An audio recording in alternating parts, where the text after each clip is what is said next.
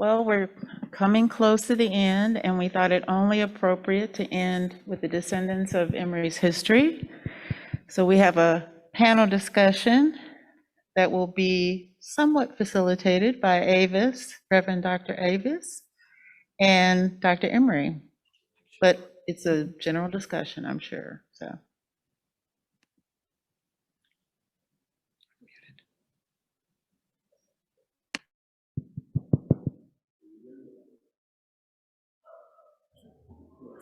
Can you hear me okay? Yes, okay.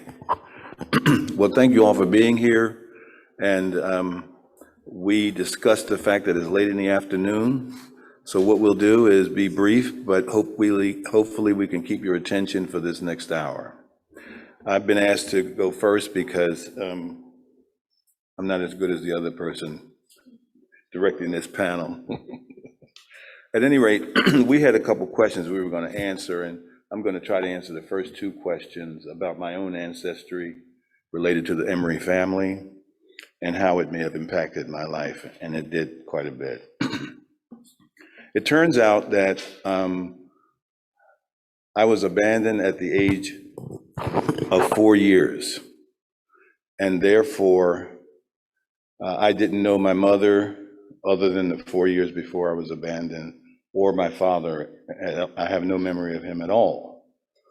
However, I was a foster child for all of my life up until adulthood, and being curious once I left college about my own background, I went to the agency that cared for me in Philadelphia, Pennsylvania, and asked if they could tell me something about my mother.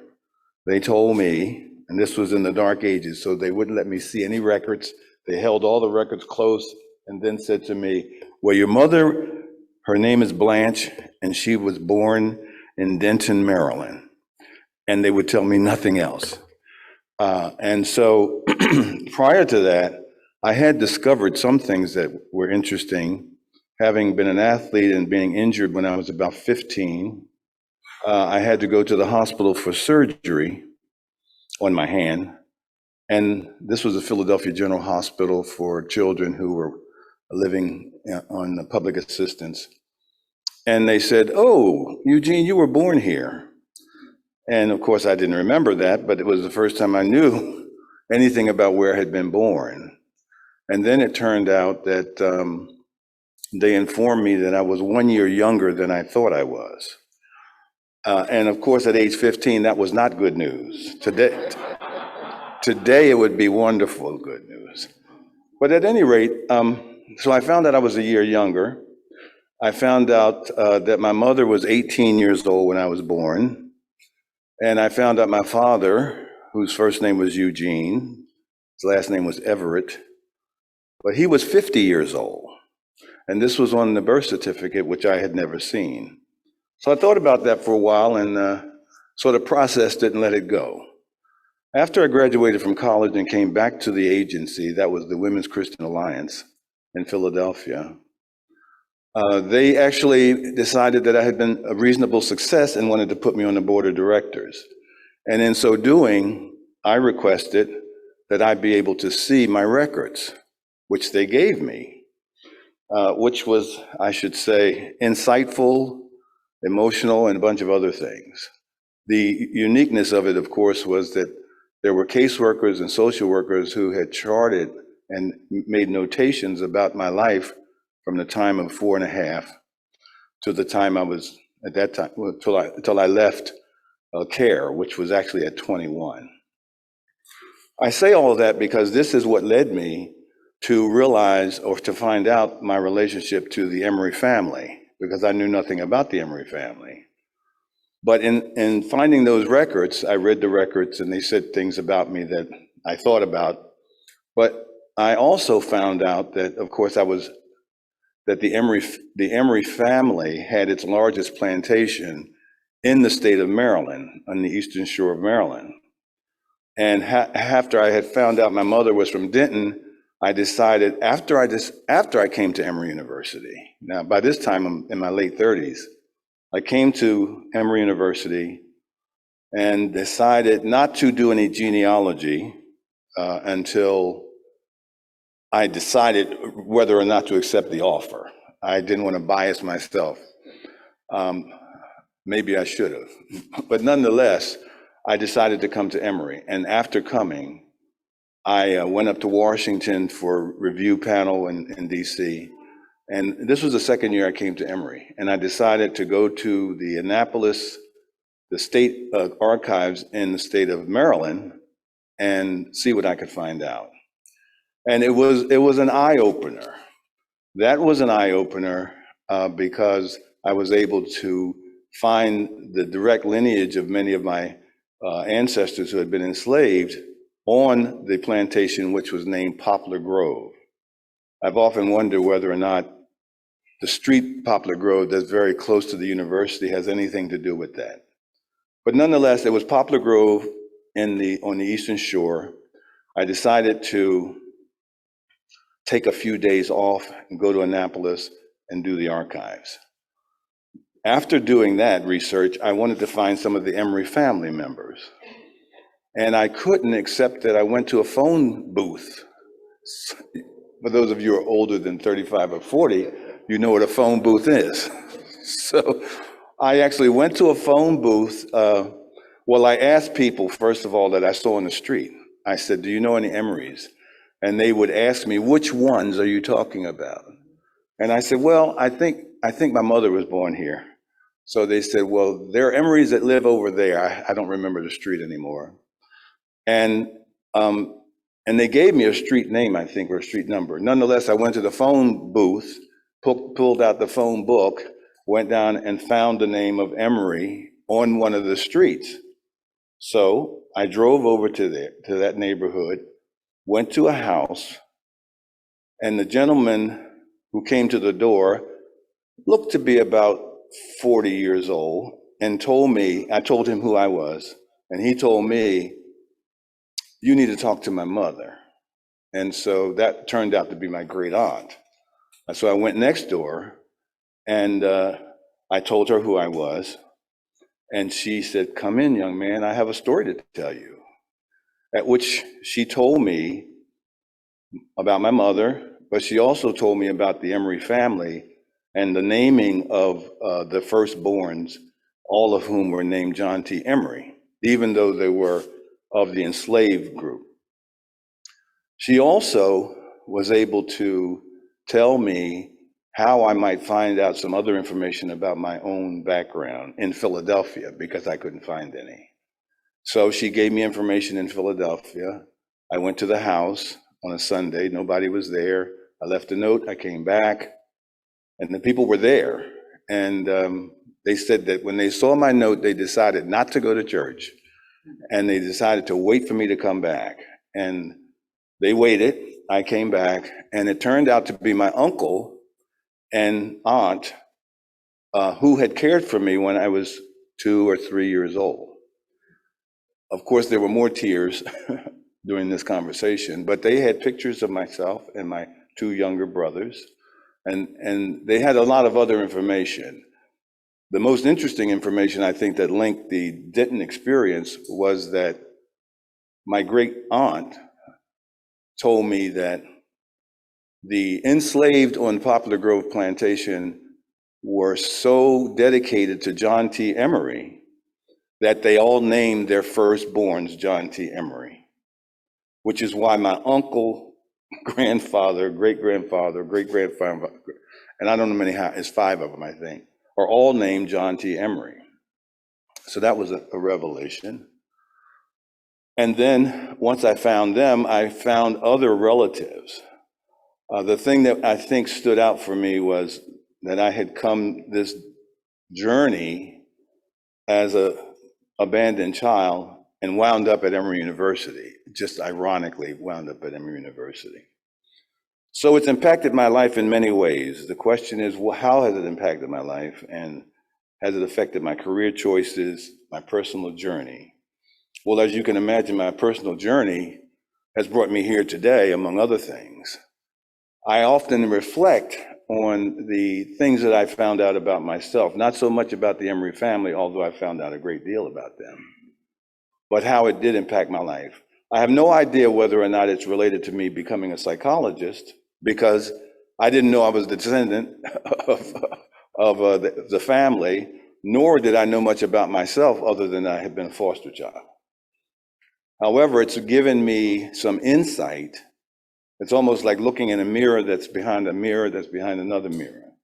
When I've read the notes that they wrote about me when I was a little boy, that I spent several years in different foster homes.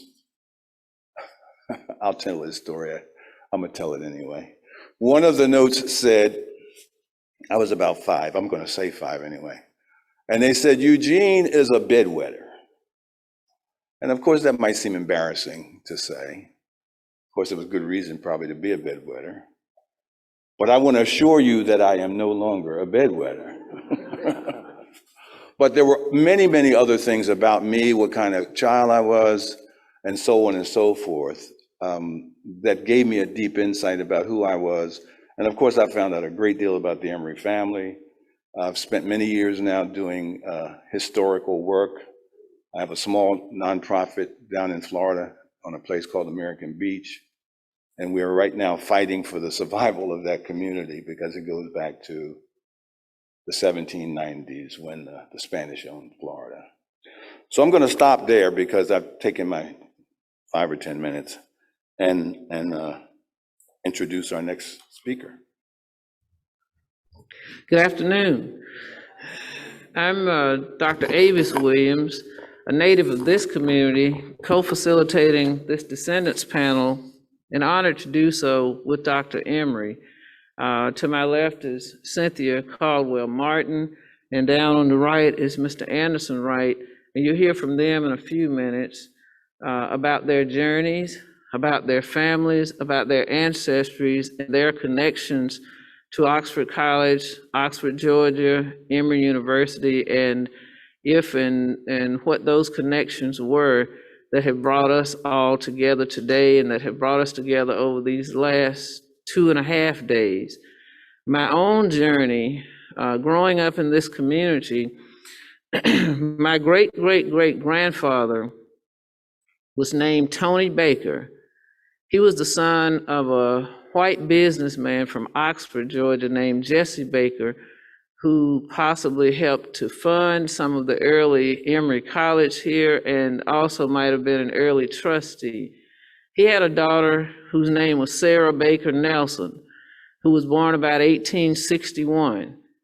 She had a daughter whose name was Maggie. Maggie Nelson married Westcott. She was born about 1889 in Covington. We grew up about 3 miles from here. He moved a long way, bought a plot of land on which our family still owns at the corner of Walnut and West Street in a community in Covington.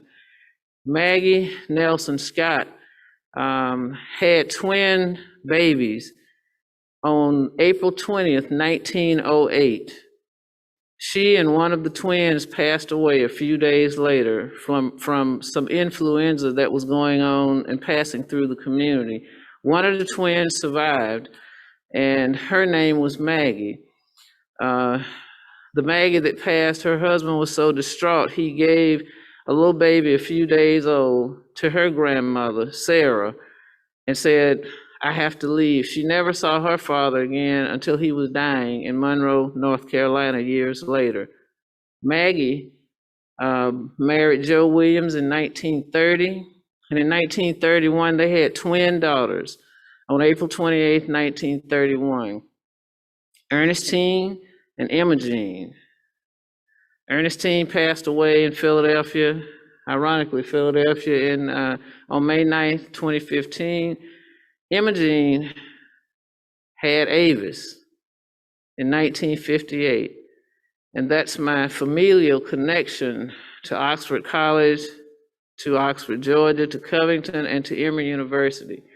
I lived here, grew up here, matriculated in the schools in Newton County, graduating in 1976 from Newton County Comprehensive High School. And ironically, we're not a Methodist family. My great-great-great-grandfather, Tony Baker, as a teenager, was one of the founding groups of the then Colored Baptist Church, the oldest Baptist church in Newton County. Started and organized in 1849, and in 1850 it became the Bethlehem Baptist Church, sitting on similar properties where the church is now. And Reverend Tony Baker pastored the church as the first pastor as a teenager for 46 years, and from 1850 until 1896. And as I was growing up in this community, I actually knew somebody who had been baptized by him. He passed away in March of 1908, and my grandmother was born in April. His grandson, Uncle Henry, was born in 1882 and experienced prejudice in this community, had to leave, but he came back to live with us when I was a little girl, and he told stories about Reverend Tony Baker. And so that's the lineage that hooks me again to Oxford and to Emory.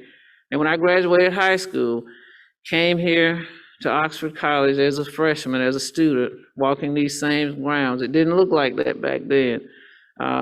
What a great place it is now, but went on to Emory, thought I was going to medical school. That didn't work out, went out into the world to work as a chemist, and then answered my call to ministry, went on to Candler, got my MDiv, and then went back to Candler and got my doctorate of ministry. 10 years ago, when the Slavery in the University Conference was held, co-hosted by Brown and Emory University, we were in these same spaces. I had known Mr. Anderson Wright for a long time. He and his wife moved back from California.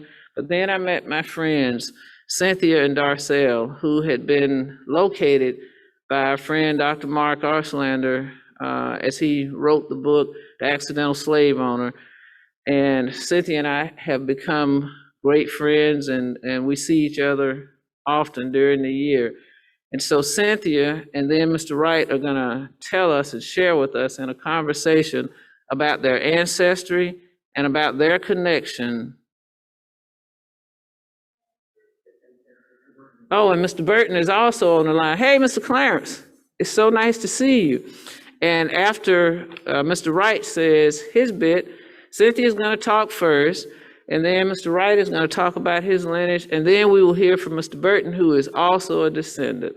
And we're all related. We're all brothers and sisters. And we're happy that you are here today to join with us as we talk about our lineage. Cynthia. I claim to be Ava's cousin, and I meet the rest of her family, and I just said, I'm one of you. I cannot directly tie my lineage to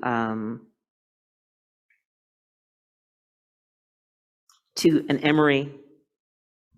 I can tie my lineage to a slave, and that slave is Catherine Miss Kitty Boyd, or perhaps I should say Catherine Miss Kitty Andrew Boyd. I grew up in Rockford, Illinois, and my father's parents lived on the upstairs of my two-family home. My father's mother was raised by her grandparents because both her father and mother died when she was a child. So I knew of my family, and I spoke a lot about my family going up to my great-great-grandfather. About 12 years ago, maybe a little longer, I got a phone call from my sister saying, we're related to, and I can't remember, I think she said, Robert E. Lee. It's like, what? It was like late at night, I was working, I was in this big project, and she said, we can talk later. So I got in my car, I got home, I said, I'll call you on the way home. She says, no, this is too big, wait till you get home. It's like, okay. I got home, and she told me that there was this gentleman who had contacted my father, and he said that we were related to this woman who had been enslaved in Georgia. And the community had been looking for her family, and we were it. And I said, yeah, right, okay. And so the person who contacted my father was this guy by the name of Mark Auslander. And he visited my father through my father's minister. And my father gave him our names. And this Auslander guy called me, right? Now, this community in Georgia who claims we're related, it's like, yeah, I don't know about this. I mean, you know, is this my family or not? I spoke to Mark, and eventually Mark came to Philadelphia and came to my home and sat in my dining room with my husband and my sister. And he told me the story of Miss Kitty. And I said, and what proof do you have? I mean, was I really nice or what? It's like, he tells me this, it's like, I don't want this family that you're claiming going to give to me unless it's really my family. I want to know. And he proceeded to show me a Freedmen's Bank application by a gentleman by the name of Nathan Boyd. And on that, he listed his wife, who was dead, Catherine, and his children, Alfred, Russell Nathan, and Emma. And since I had had conversations with my grandmother about her grandfather and his family, and my grandmother's mother, Alfred's first child, was named Mary Catherine, known as Katie. Her brothers were Russell and Nathan, and I knew it was my family. So I went from being able to trace my family back to my great-great-grandfather to my great-great-great-grandmother and her husband, and possibly further back. And Miss Kitty is known as the slave of Bishop James Osgood Andrew, and that's my connection to the university.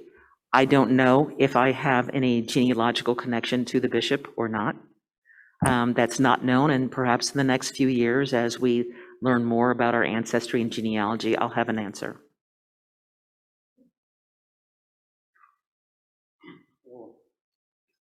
My name is Anderson Wright. My name is Anderson Wright. I fit in a little bit different from that, as I was born and raised right here in Oxford, Georgia. I was born in 1936, and I was raised in walking distance from the college, and would often work for the college. All my parents and relatives, most of them, they was related to the Emory through some way or another through working. I graduated from Rosenwald School. Some of you may have heard of Rosenwald Schools, which is throughout the South. And after graduating from there, I went on to Washington Street High School, where my great-grandfather was one of the founders. And during the summer, I would work here at Emory, mostly in the kitchen. And I had a great relationship with the Emory, and most of my family did. Just like I said, they was tied with Emory somehow or another. And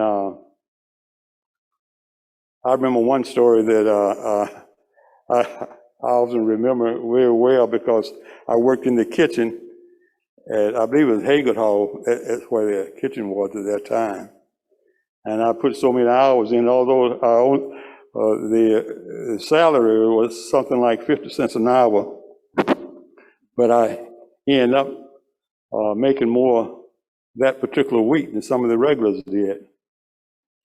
But after graduating from high school, I decided I would go into the military. And I did. I went into the military, went into the U.S. Navy, and I promised that I would never return back to Oxford again, but I changed my mind about that later on. But at that time, for his job situation was not too good around here. Although I did get a good experience of working, and my family also, my grandparents raised me after my father passed away at an early age. And I was taught pretty strict, and So after the military, I decided that I would live in California, which I spent most of my adulthood there. And in 2008, my wife and I decided we would return. And I stayed in contact with one of my best friends, J.P. Godfrey. Some of you may have heard of him. And we both decided we would return back to Oxford and get busy. I did attend college after I got out of the military, and I could say that relationship that I had with Emory, working here, gave me that incentive to go to college. Although the time I was here, I did wonder why I was not able to attend the college here. But it gave me some good living living abilities that I was able to carry on into the military and in my livelihood. But getting back to the relationship with the college, most of my relatives also worked for the college. I remember my grandmother, she ironed or washed and ironed, and another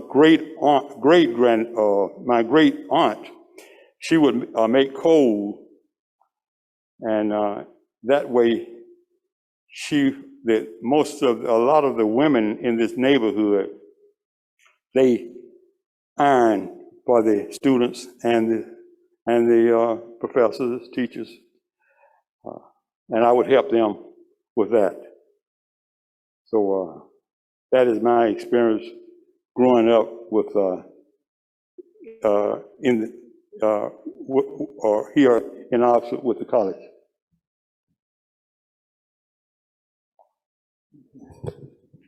Mr. Clarence, would you please introduce yourself? Tell us a little bit about your family ancestry and your connection to Emory. And then Cynthia has some additional comments. Okay. Am I on now? Okay. My name is Clarence Burton. I'm living in Detroit, Michigan, by way of Anderson, Alabama. This journey for me and finding out about my lineage started when my mother passed in 1997. I was an only child. And I thought there's got to be more to my life and my family than just my mother. And my father passed a couple of years before my mother. So I knew there had to be more to my life than just my parents. My uncles and aunts had all passed, and I was alone, I thought, in this world. So I started my journey to find out where my roots really were. And of course, I ran into Mark later, but I'll tell you that story too. So I started my search, and I found out that I'm actually tied to two families in the area. The first of those families is Daniel Houseworth's family. Daniel was sold as a slave in Newton County in 1850, I think it was. He was on the plantation of William Warren, and he was sold to Philip Houseworth. And Philip Houseworth is down in the area. He's my second great grandfather. My grandmother is Electa Payton, and she was enslaved by Judge James Payton, on which Emory University is built. So I grew up in the segregated South in Alabama, in Anderson, Alabama, and I saw all the makings of the civil rights movement as I was a young child. I was in Anderson during the time that the Freedom Riders were there. I was there when the bus was burned. I lived about 60 miles from Birmingham, Alabama. I was a child in Birmingham when the 16th Street Baptist Church was bombed. So I saw all the things that you probably know about in the civil rights movement that I was growing up. I don't know a whole lot about the Peyton family because I just started that research, but I do know that my great-grandfather, Scipio Peyton, also came from South Carolina, from a plantation there, and he was sold to Judge James Peyton. And I guess Judge James Peyton's house was once the headquarters of the Union Army as they came through Atlanta.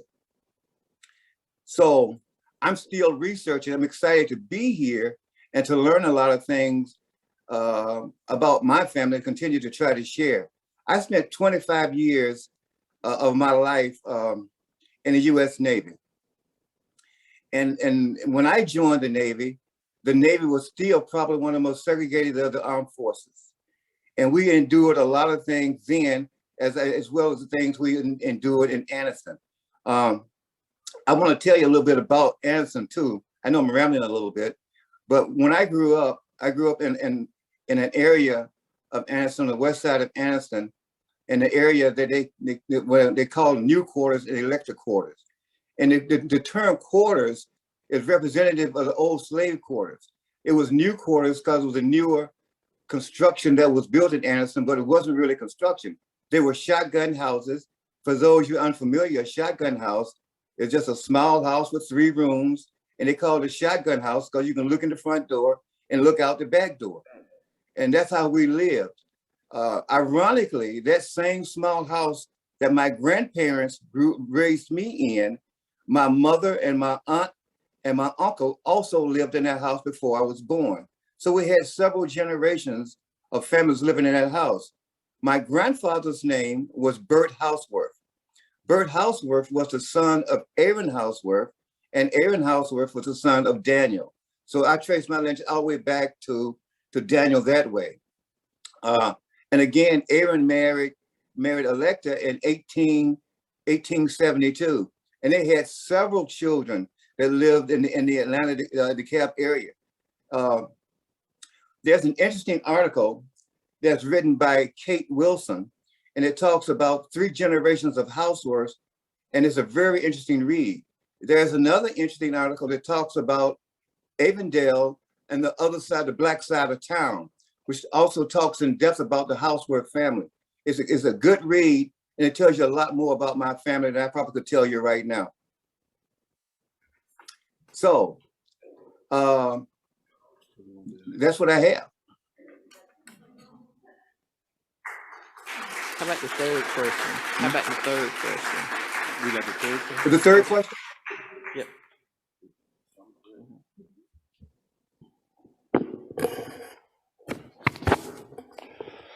Okay.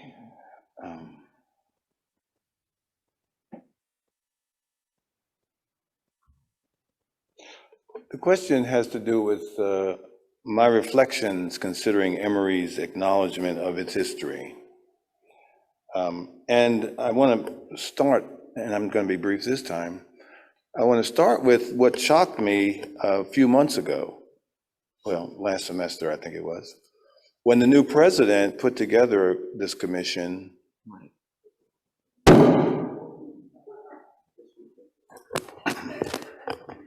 My students usually tell me to calm down, but I guess I'm not doing as well. So our new president decided to engage in issues related to history, untold stories of enslaved people, indigenous people, and so forth. And I still haven't figured out who gave my name to Yolanda and whoever else was involved and asked me to be on this commission. The interesting thing for me was that in 1997, I believe it was, after I sort of came out of the closet in terms of being related to the Emory family, I was asked to give a talk. Mark will remember that probably as well as I do. And in so doing, I gave a talk and decided that I needed to think of something that Emory could do, sort of a reconciliation. I think that the theme was reconciliation. I thought of it as more reparations. And so I recommended to the college during this talk, to the trustees, to the faculty, to students, that one thing Emory could do would be to establish a scholarship for the descendants of the people who had worked on the Emory campus. And the rationale was obvious, that the people who worked on the campus who were of African descent were unable to attend the university or the school. Yet other faculty members were able to not only have their children attend, they got courtesy scholarships and the like. So it occurred to me that if Emory was really serious about doing something, and of course, again, this was 1997, then they would establish a scholarship, and it would be easy for them to identify the descendants, and any student who was capable of entering here academically and otherwise should be allowed to have a courtesy scholarship. Now, what really shocked me was that once I got on this commission, and we did some work on things that the university could do, such as this symposium here, the president had read, apparently, in the archives. Yolanda, do you know how that came about, by any chance?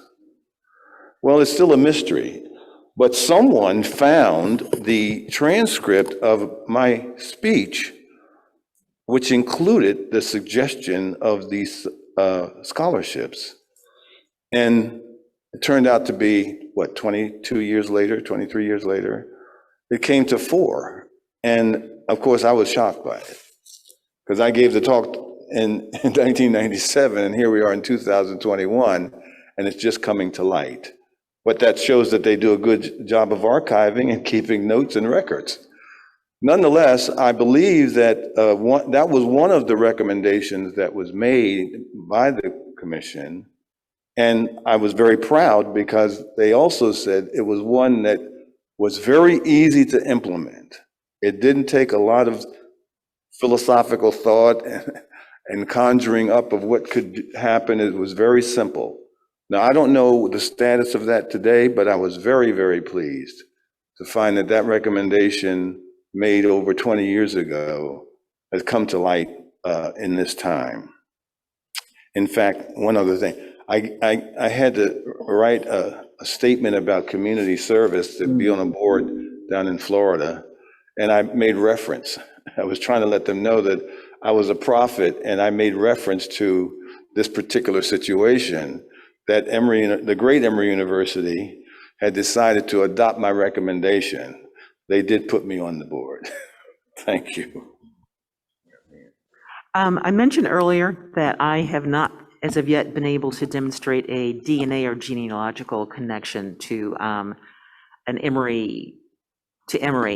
However, what I didn't mention is that my connection to Emory is because my triple great-grandmother was enslaved by James Osgood Andrew, who was the president of the Board of Trustees of Emory. So my connection is through him, and my triple great-grandmother, Catherine Boyd, known as Miss Kitty, was very active in the campus and old church and community, and her presence was much a part of Emory and the Emory community. What other question, Avis? My experience with the symposium. My experience with the symposium is, I'm hopeful, because I was here 11 years ago when President Wagner said that he had the authority to be able to grant a scholarship for Emory's slave descendants, and it hasn't happened yet. So I'd like to believe that as a result of current work that's being done and this symposium, that will move forward. And I've seen some reference to that occurring in 2022 for students entering then, and I'm looking forward to seeing that happen. I am thrilled that my knowledge of my connection to Emory has given me a host of new friends, and friends I will have for the rest of my life, and also given me a place to come back and pay homage to my ancestors. Okay. Was that the ancestors?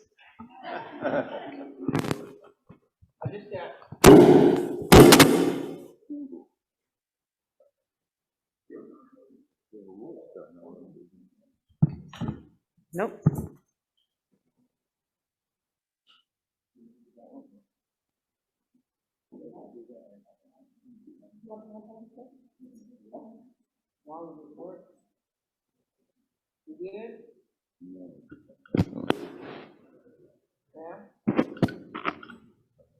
Let's try again.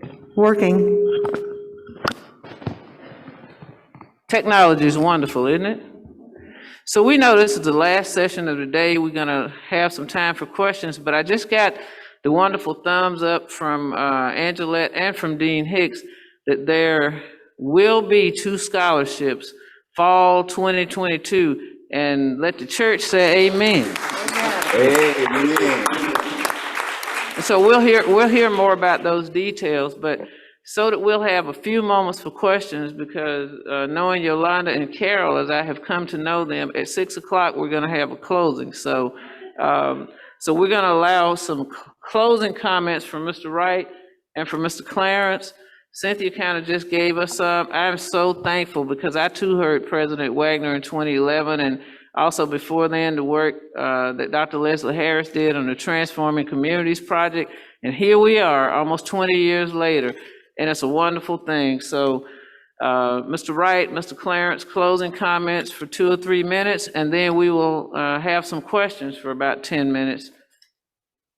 And I'm just so honored to know these folks and to be on the Descendants panel. Mr. Wright, and then Mr. Clarence. Okay. Well, yes, I can.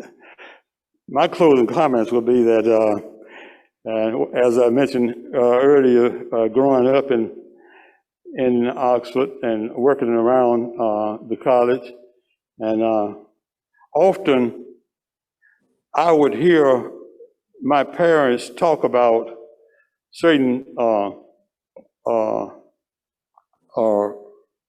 negatives in the college, of the college, in the neighborhood, and but they would often, when you get in closer communication with them, they would try to smooth it over, and I actually I was raised up in an atmosphere like that, and I can say that most of my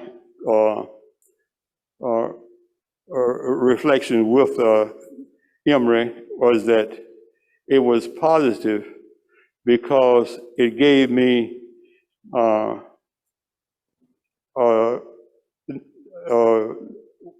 ways in growing up and in living, and positive attitudes. But even so, you have to forget about certain things that happen. I remember one of the professors yesterday said something about how that you need to turn your, get over it. And speaking of slavery, you get over it. But in what is, Emory is doing now, and acknowledging it, it's the same. Not only should we get over that, or for as segregation and prejudice and slavery, but in a way that slave owner and ancestors need to get over it. And what I'm hearing about the scholarships and the programs that's being given today is, I feel like this is a way of acknowledging it and getting over it. Thank you. Oh, I'm hopeful. Every time I see a symposium like this one, I'm encouraged. In today's environment, we need encouragement. I'm just so afraid that if we don't dialogue and continue to dialogue like we're doing now, we just regress.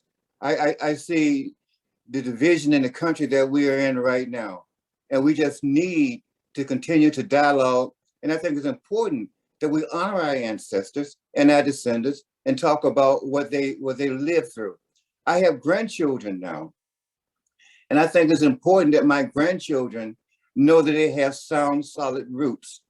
And I think that if we don't continue to discuss our descendants and talk about how they live, I think that goes away. It's just so important for me to carry on the heritage of Daniel and Electa Payton. It's just important that the kids know where their roots are and where they came from. My grandchildren, by the way, are biracial. So it's important to me that they understand that part of their life. They can't forget that. And because I want them to know that even in spite of the struggles, that we were still strong people. And that's just so important to me. If we don't continue to dialogue and do the things that we're doing today, I'm so afraid that we'll continue to fight and continue to acknowledge that we'll be back where we were 50 years ago. And that can't be. We just can't go back. We must continue to go forward. I'm so encouraged that the university is going to give 2 scholarships. I remember when I was growing up as a young child in Alabama, I remember the governor stood in the steps of the university and said people wouldn't go to that university. And I'm so encouraged to see that change now. So God bless you all. God bless you all. And I just thank you so much.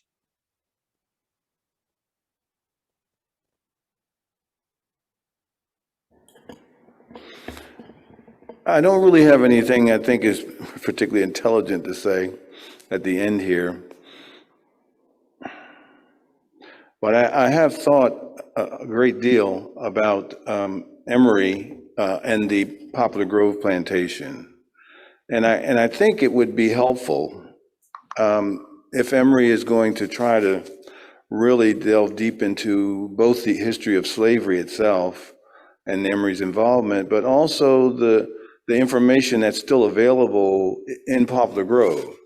I believe that James Mason, or I can't remember which school it is, has done a study of the Emory family and the Emory house in Spaniard's Neck. And Spaniard's Neck is where John T. Emory died in the carriage accident. Now, I've visited there and actually visited the house and visited the boxwoods that are growing there and all the things that I've uncovered in the research.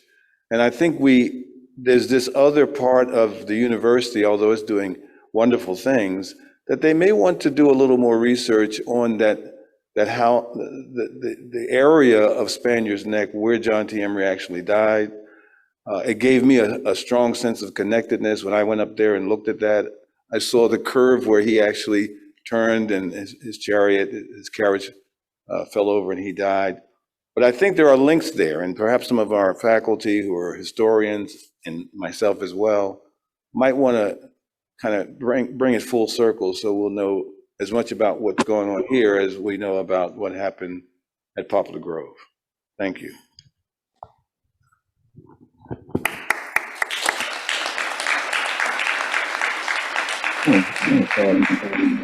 I have a few questions for you. First, this has been amazing, listening to these genealogies, the research, and finding answers and connections.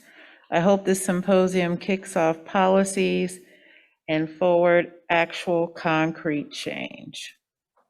Hear, hear. Mr. Clarence, can you speak about the picture behind you? I collect etchings and charcoals. That just happens to be one I found. It's not one of my ancestors. It is. I was very taken by the student panel on Wednesday night, likely in part because I was a student activist at Oberlin College in the late 70s. And sadly, even though Oberlin, my alma mater, prides itself as a place that was a hotbed of abolitionism,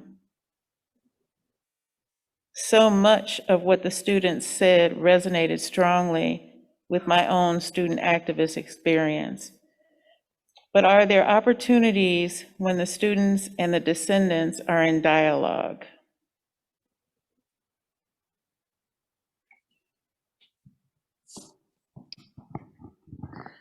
Yes. I live right across the street from Oxford College, and I volunteer over here on a regular basis, and I'm in constant contact with the Black Student Alliance and other groups, and I get come to activities both here on the Oxford campus and the Emory campus. So there are opportunities to share our history, our heritage, what we are working on, and our legacies for the future, that our students might be empowered to go on and do the great things that we hope and pray they will. And you also have a role within the community, working with students. Yes, also a role in the community, working with students in my job at a local high school. That's it for the virtual questions.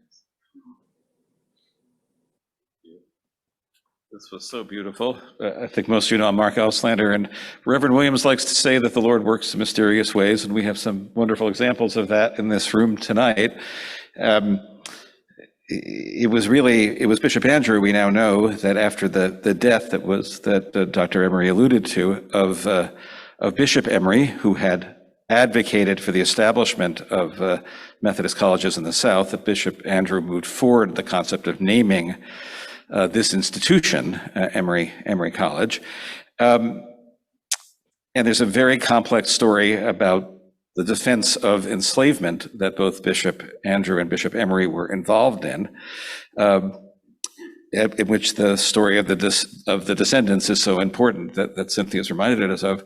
But it so happens, by the remarkable coincidence, in just the last few weeks, we now have here in Oxford a magnificent new city manager who just happens to be Bill Andrew, who is in fact, of course, descended from the Andrew family, and he's here in this room tonight.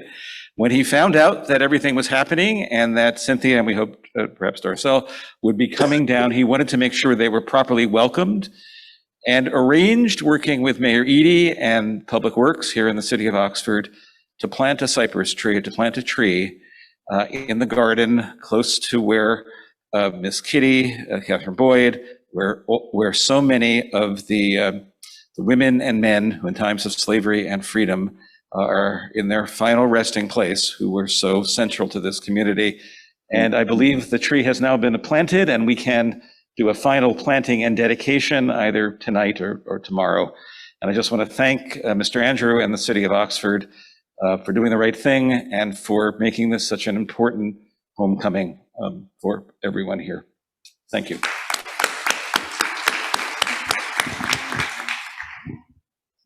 I just wanted to say thank you, and also, please come up.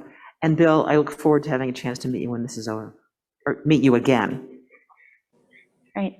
Hi, thank you so much. My name is Jill Morehouse-Lum, and my family has property nearby, and I've connected with some people who are descendants there.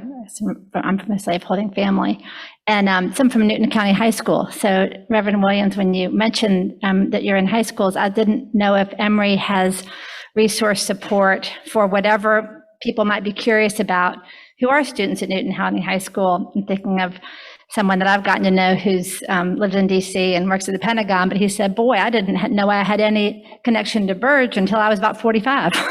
So just curious about that kind of ministry and opportunity and research in the high schools.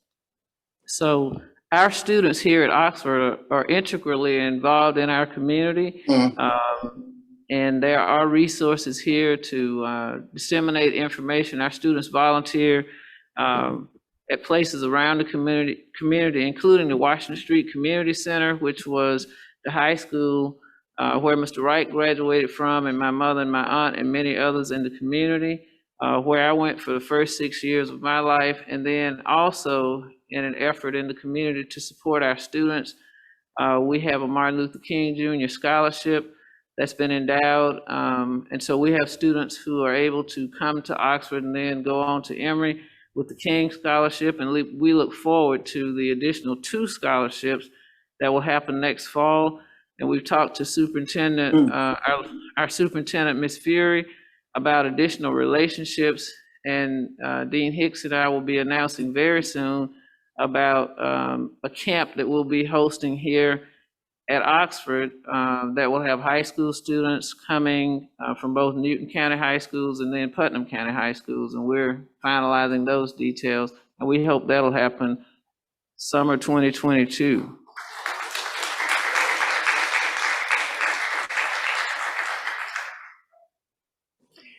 In addition to scholarships, what else should Emory do in the very near future in terms of reparative actions?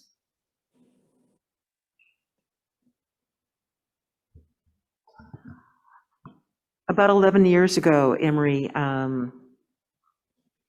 published an apology for its role in slavery, but I don't have the exact words, but I believe part of the wording is any role that we may have had.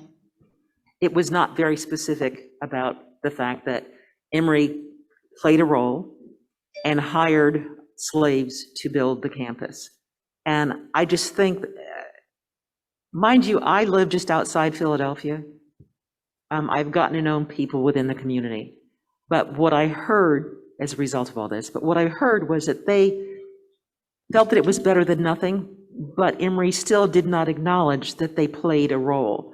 And the apology was a bit weak. And so one of the things that I think should follow all this is that Emory being very straightforward on their role with enslaved people and apologizing for their role so that there's no question. That's one of the things that I think can be done and should be done very easily. The whole idea of if you're not straightforward and admit what you do, then do you really expect to be able to move beyond it? And do you really expect people to be able to believe that you're honest and in terms of what you're doing? I don't know.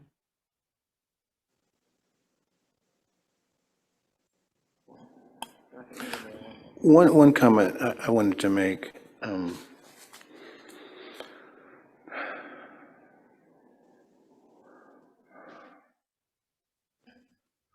I think that one of the things that in the context of your comments right there, I don't know, Mark, if you were familiar, but not only was John T. Emory a dynamic minister and preacher, but he also really led the movement, I think, for the establishment of the Methodist Church in the South. And many of you know that it was a sort of a breakup.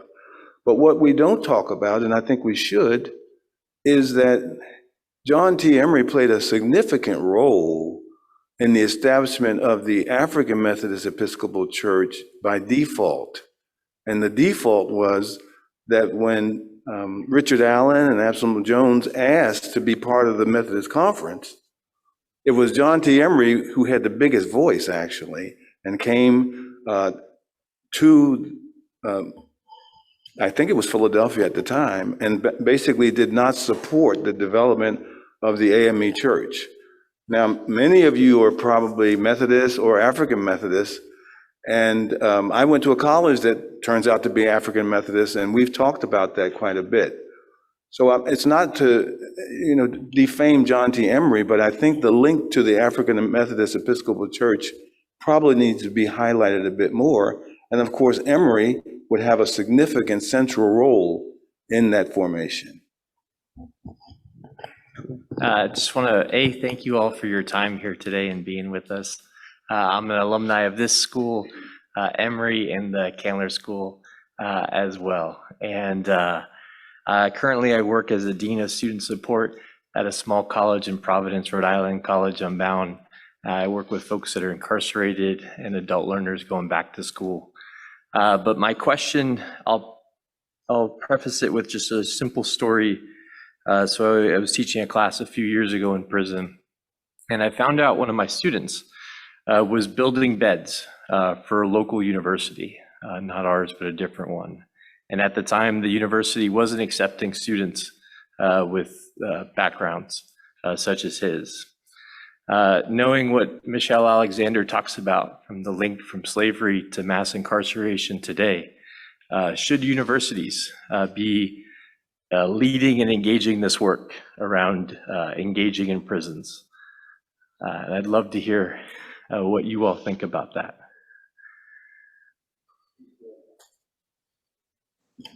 I've been asked to comment, and it is sort of interesting since I've spent 3 different occasions in jail. I haven't broken any laws, but I've spent 3 nights in jail. I don't think you can do enough to rectify that situation. Actually, in my own work, I've gone to prisons and worked in prisons as a psychologist, and I've had people say, why do you do that? What value is that for you to spend your time doing that? And what I've learned is a couple things. My experience tells me that only about 10% of the people who are actually incarcerated in prisons really need to be there. The other 90% are people we can salvage, we can help, we can do things with them. If you've worked there, you've seen for yourself. These are not the, the super predators that I think the media makes them all out to be. So that's one thing I would say related to that. And I'm going to continue to work in the jails and the prisons as I go on. So I think we have lost a tremendous amount of human capital by incarcerating individuals, both African American and others. And I think the data shows that by some of the stories that come out.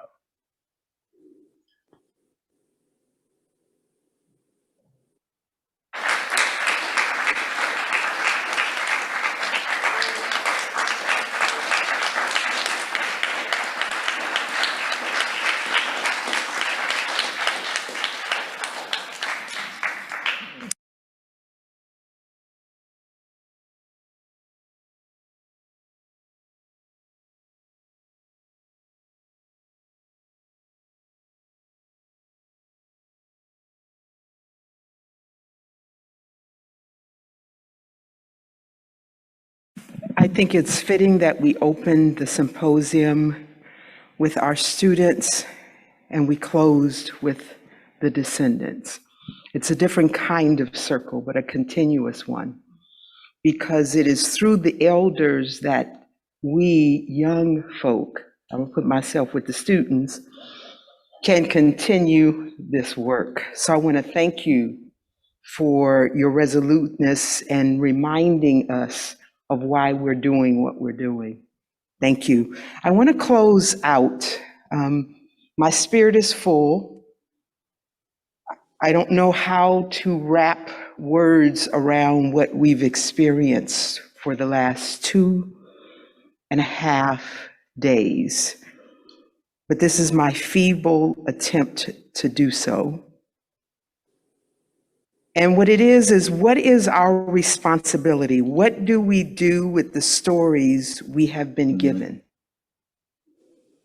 How do we honor them, those stories, those narratives, in the work we are doing, in the work we will do, and the work we have yet to do?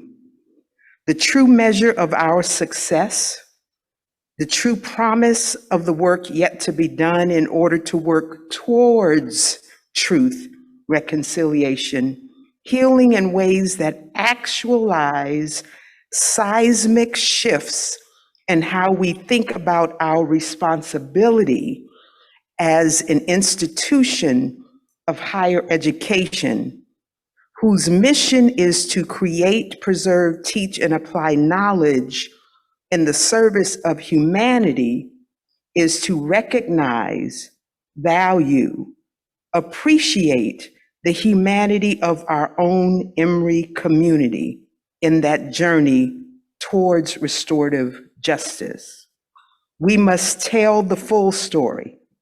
We've heard it, of pain, trauma, rupture, disruption, but we've also heard the stories of activism, righteous indignation, resilience, and resoluteness.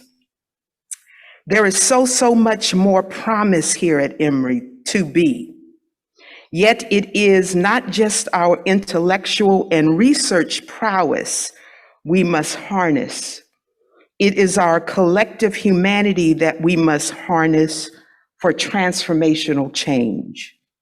These are the building blocks of metamorphosis and renewal to realize a more equitable, just, and inclusive Emory.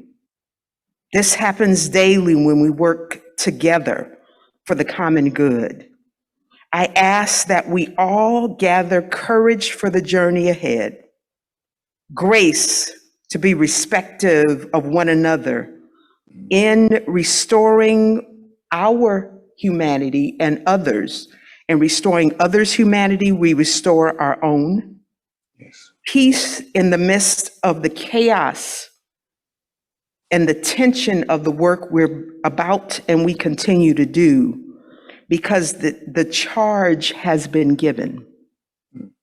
We must now do the work.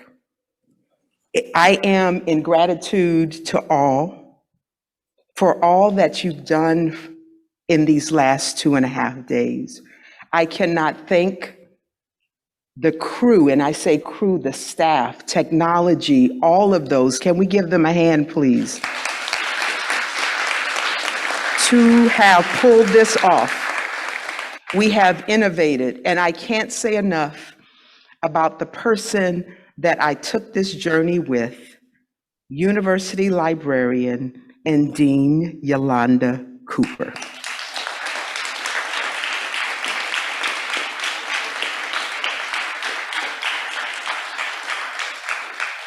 So I will turn this mic over to my esteemed colleague who will finish us out before we have our concluding prayer.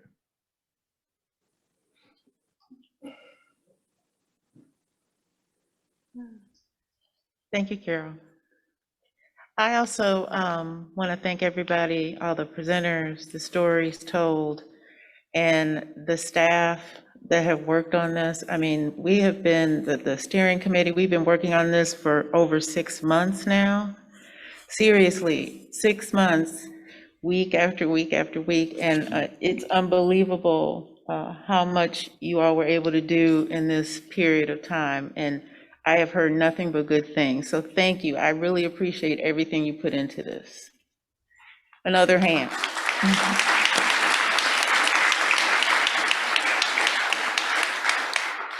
I do want to remind people that we have recorded a lot of these sessions. We're going to be putting them on the website. We will send that out through the listserv. So if you registered, you should get that information.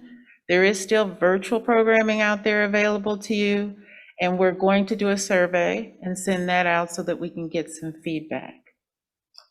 Other than that, it's been a wonderful 3 days. And again, thank you to everybody. I'm going to turn this over to Reverend Williams to close us out. Oh, one more thing. Before you leave, there are snacks in the back. Pick some up.